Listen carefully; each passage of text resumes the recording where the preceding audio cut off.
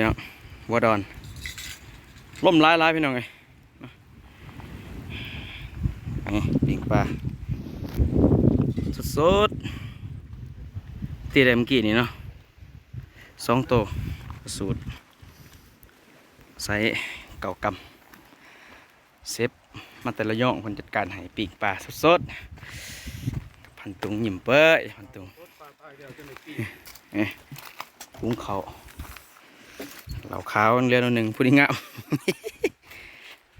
เปลืองมีปลา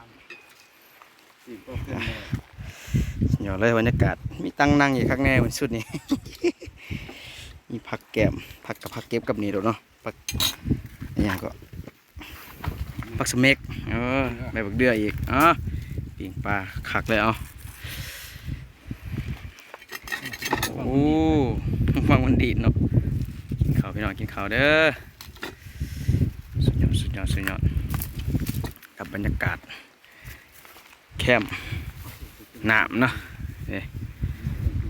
สุดยอดเลย